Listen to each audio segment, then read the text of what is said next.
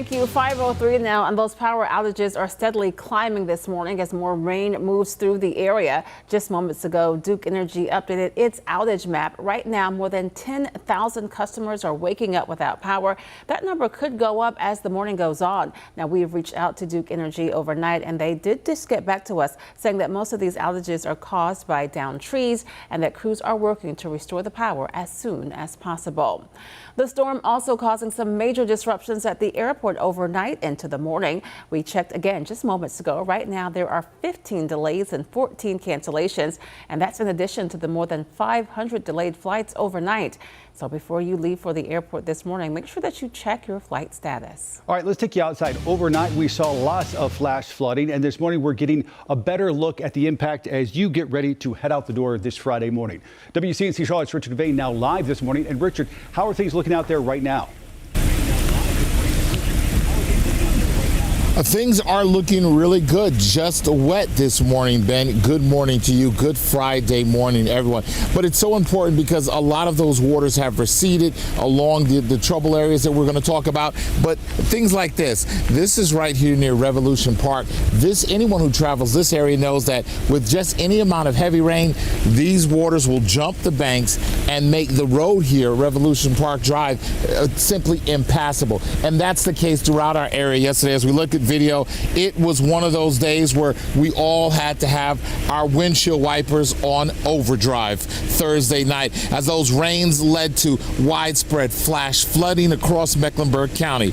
Now, the National Weather Service issued a flash flood warning as thunderstorms dumped between 1 and 2.5 inches of rain, overwhelming drainage systems, as well as flooding some of our roads.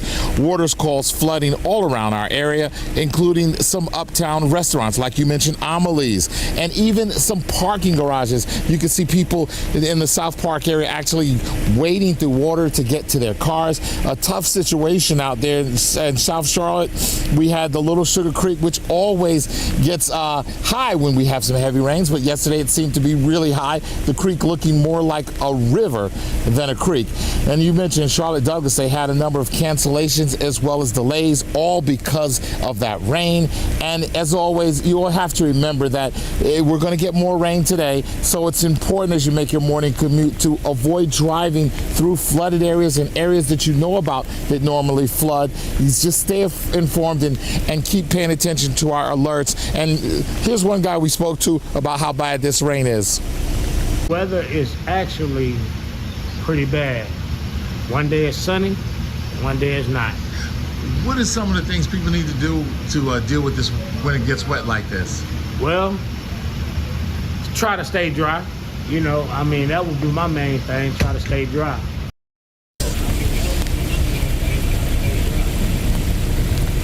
Yeah, simple advice. We'll try and do that. I'll get back in the car and try and dry up and come back here and get wet for the next live shot.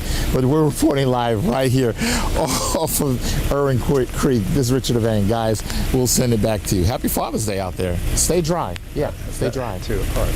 Thank you for that. We appreciate it. And as we cover this rain, keep in mind the news does not end at 7 a.m. this morning, and we're going to continue to follow the forecast and bring you the latest over on WCNC Plus. In fact, every weeknight at 6:30, Chief Meteorologist Brad Panovich is going to be live, taking a deep dive of the weather of the day, weather of the night, especially on a situation like this. WCNC Plus free to download on your TV. Keep it on all day.